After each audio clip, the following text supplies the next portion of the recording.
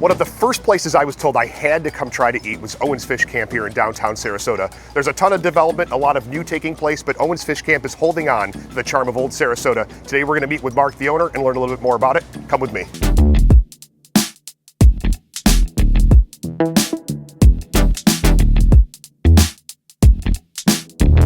So Mark, tell me a little bit about Owens Fish Camp, how long it's been here and how this place came about. Yeah, this was a fun project. Coming from Long Island, New York, we grew up around like clam bars and stuff in the summer. They'd open in May and close in September, and they had that sandy kind of screen door atmosphere and very casual and high energy. And being down here in Florida for a little while, it's like these places started, just getting kind of knocked down and extracted, and I thought it was such a great part of the culture. And it's like, man, we gotta do something like maintain this cool, part of Florida. So that was really how Fish Camp came about. Just in that selfish desire to kind of keep that old fish shack kind of culture going. Yeah. Absolutely. And so like this, I call it a campus when I come here because you got a bunch of stuff going on. So kind of how did it evolve over time? Where did it start and what kind of has come along? Yeah, so basically it was the original small restaurant here, which really only seats about 65, 70 people. A couple of years into it, we commandeered the backyard of some woman's house over there and took it on our own. But really that happened because we were so busy here that we needed to turn the tables.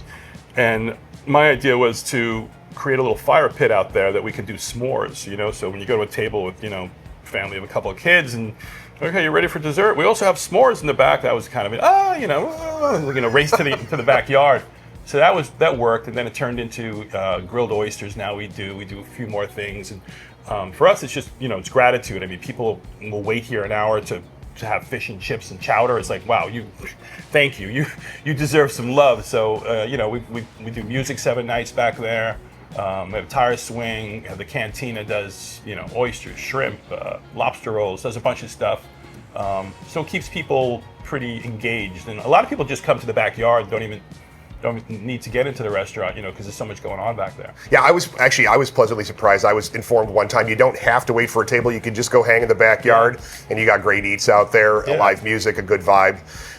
Signature dishes, what kind of stuff are people typically coming in for? What's flying off the menu here?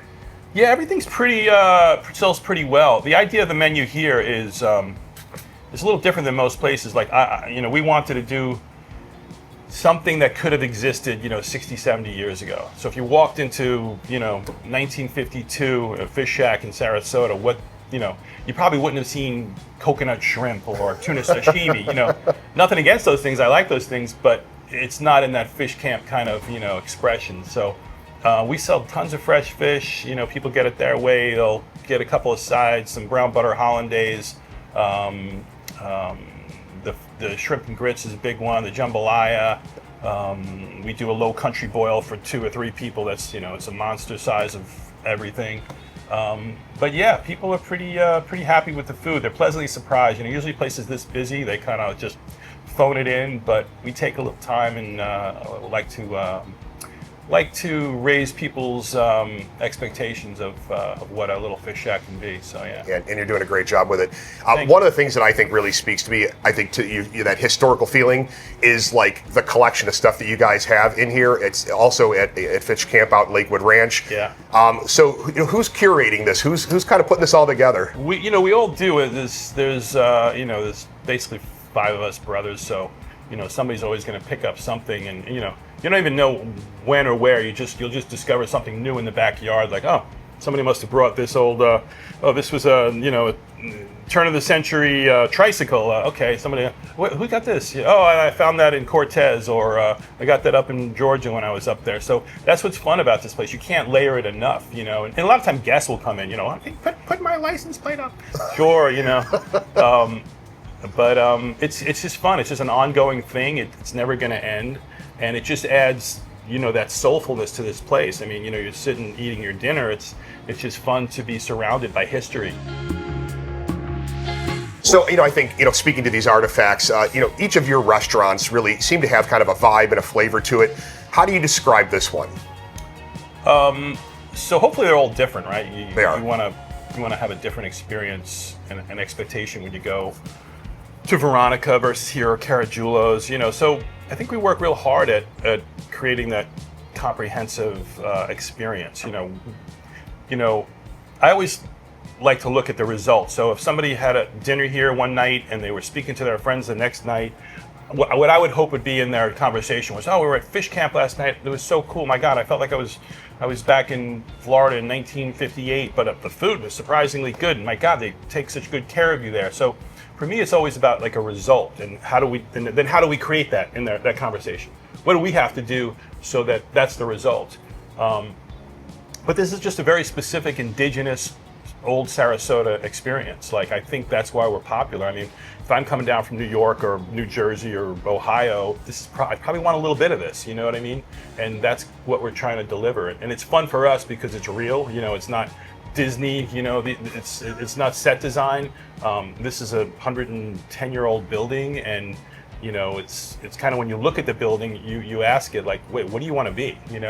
And I think it's been happy inhabiting this restaurant for a little while. It was one of the first places I was told moving here that I had to check out. It seems like it's one of those quintessential places. If you're in Sarasota, you've got to make a stop here. So I guess lastly I'll ask you, can you describe Sarasota in 3 words? Oof, that's a tough one. Sarasota in 3 words. Wow. Beautiful beaches, bustling. I got the B words in my head. We're like, it's so interesting. We're like this little anomaly on the West Coast that kind of has its foot in the past, but is so intent on moving forward, which to me is a little scary at times. But 3 words, man, it's like that little kid who wants to grow up so fast a little bit. But it's pretty beautiful and pretty sweet here, and it's got some great culture and some good little theater, and our food scene is rising, so it's not a bad place to be right now. Yeah, I like it. Yeah. Thanks for your time. Absolutely, thank you.